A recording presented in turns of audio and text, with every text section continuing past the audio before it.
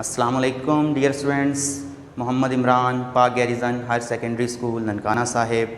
آج ہم پاکستان اسٹڈیز کا فرسٹ ٹاپک جو ہے اسے سٹارٹ کرنے جا رہے ہیں. مجھے امید ہے کہ آپ فوکس کریں گے تاکہ ہم اچھی طرح سے فرسٹ ٹاپک کو سمجھ لیں اور ساتھ ساتھ اسے یاد کر لیں. پاکستان اسٹڈیز کا پہلا رول یہ ہے کہ اسے جب پڑھا جائے تو میکسیمم چیزوں کو مائنڈ میں رکھنے کی کوشش کی جائے تاکہ جب بعد میں ہم اسے ریوائز کریں تو دیر تک چیزیں جو ہیں وہ ہمارے مائنڈ میں رہیں. تو لیٹس اسٹارٹ آور ٹاپک. آج ہم چیپٹر نمبر 6 جو ہے اس کا ہمارا فرسٹ لیکچر ہوگا. یہ اس کو آپ مائنڈ میں رکھیے گا. اس لیکچر میں ہم نے جو فرسٹ ٹاپک پڑھنا ہے وہ ذوالفقار علی بھٹو کا دور حکومت ہے. ذوالفقار علی بھٹو کا دور حکومت 1971 to 1977. 1971 to 1977. اکثر اوقات جو ہمارا ایگزامینر ہوتا ہے ایگزام کے اندر ہمیں پوچھ لیا جاتا ہے شارٹ کوسچن کے طور پر یا ایز اے MCQ کہ ذوالفقار علی بھٹو کے دور حکومت کے حوالے سے بتائیں, تو ہمیں یہ تاریخ ہمارے ذہن میں ہونی چاہیے 1971 to 1977.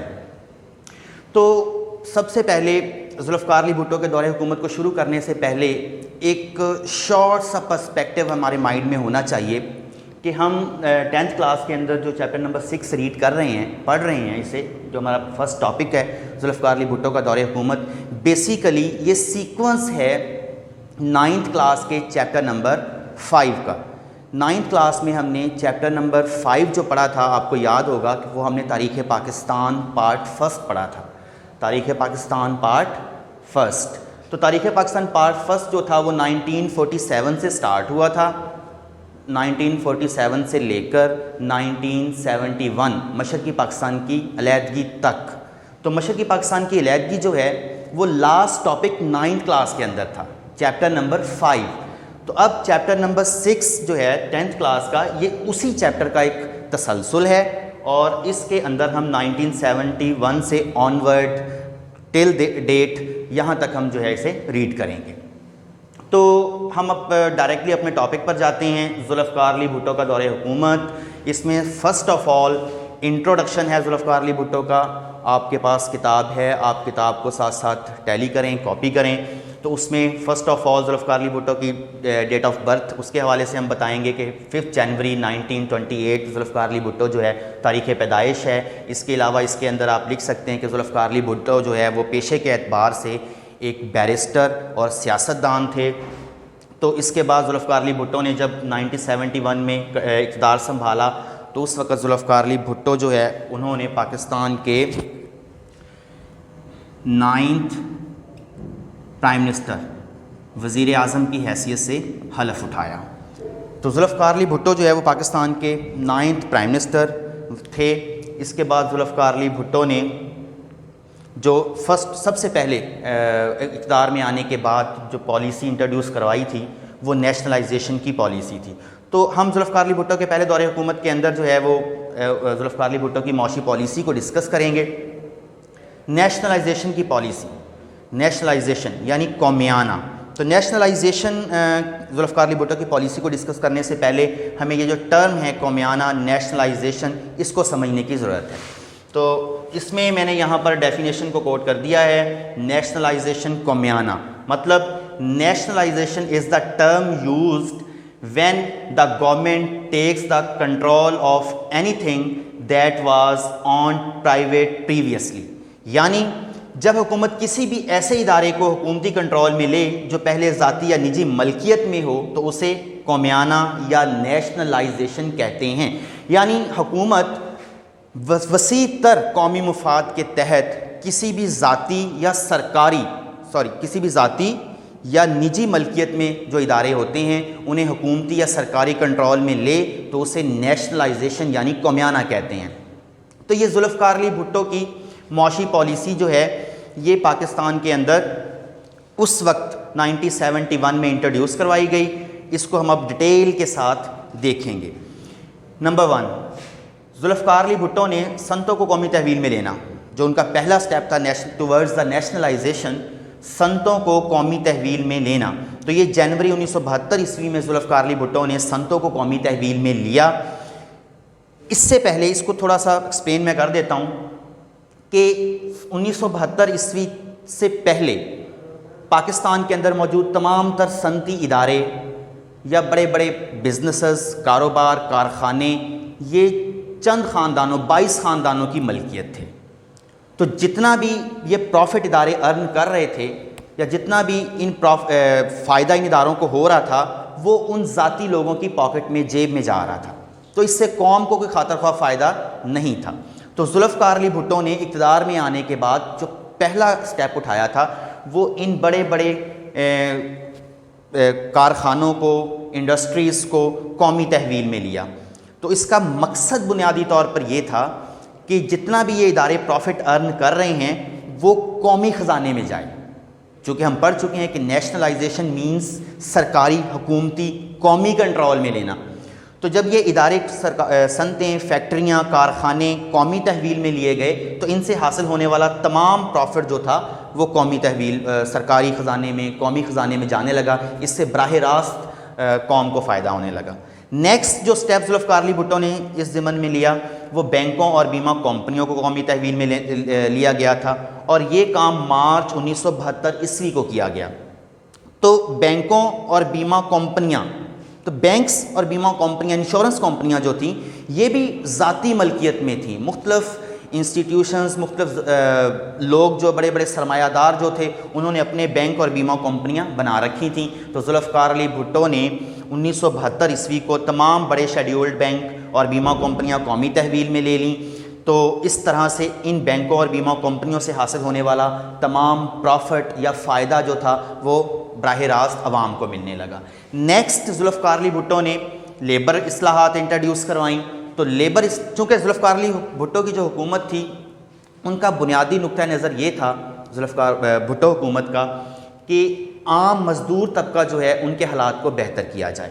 تو اس کے لیے ذوالفقار علی بھٹو کی لیبر اصلاحات بہت اہمیت کی حامل ہیں.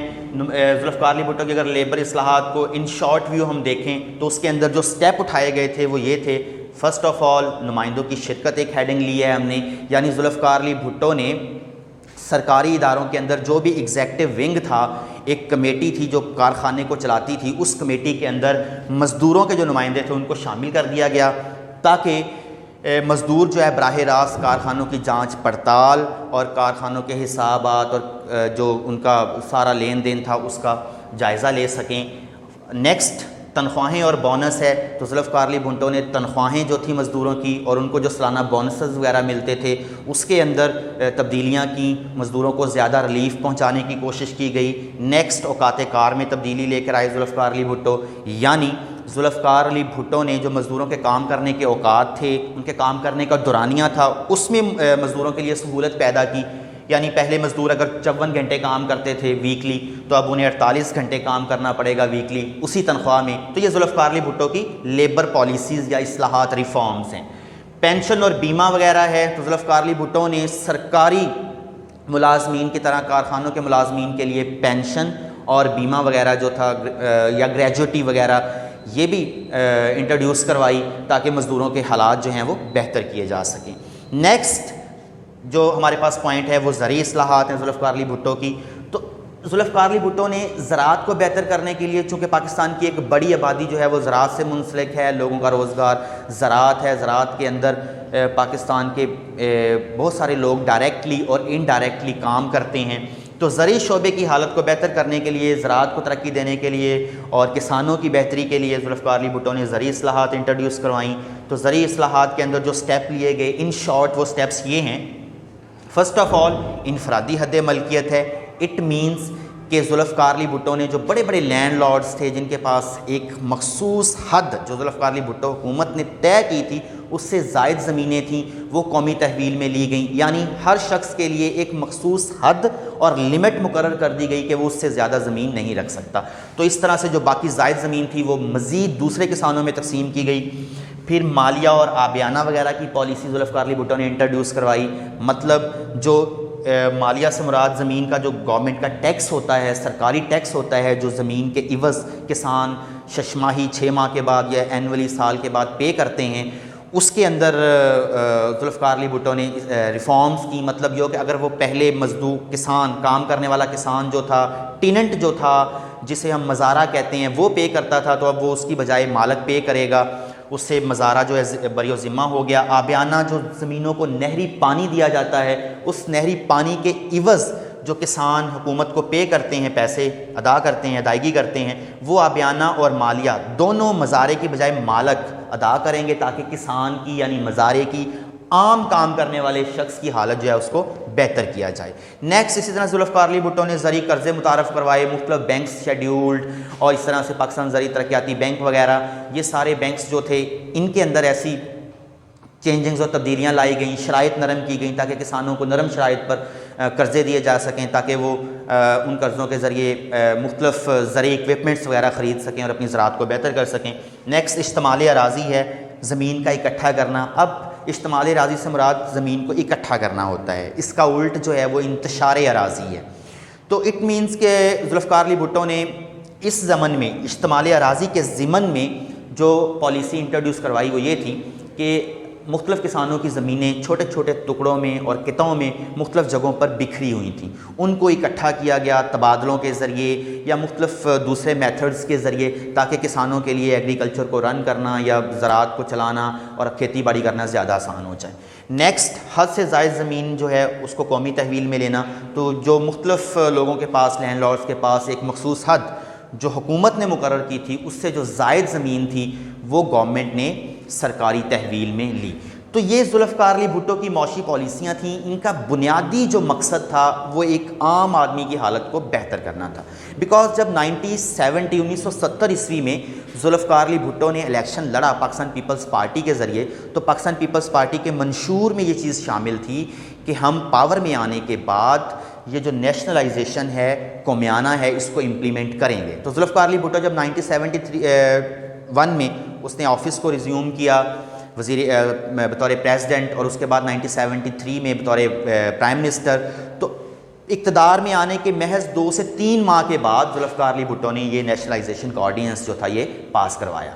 اب نیشنلائزیشن کے آرڈیننس کے پاس ہونے کے بعد اور ان مختلف صنعتوں کو، بینکوں، بیمہ کمپنیوں کو قومیانے کے بعد اس کے بہت سارے مثبت اثرات تھے جو عام لوگوں پر، عام کام کرنے والوں پر، ایک مزدور طبقے پر پڑے، اور اس سے جو ہے ملک کے اندر ایک نچلے طبقے میں ایک معاشی خوشحالی پیدا ہوئی۔ تو اس طرح سے ہم نے آج ڈیئر اسٹوڈنٹس اپنے فرسٹ ٹاپک کا ایک شارٹ ویو لیا ہے، جائزہ لیا ہے۔ مجھے امید ہے کہ آپ ان ہیڈنگز کو سمجھ گئے ہوں گے، اور انشاءاللہ نیکسٹ لیکچر میں ہم نیکسٹ 1973 کے کانسٹیٹیوشن کے حوالے سے اور پاکستان میں نفاذ اسلام کے حوالے سے ڈسکس کریں گے۔ اللہ حافظ، شکریہ۔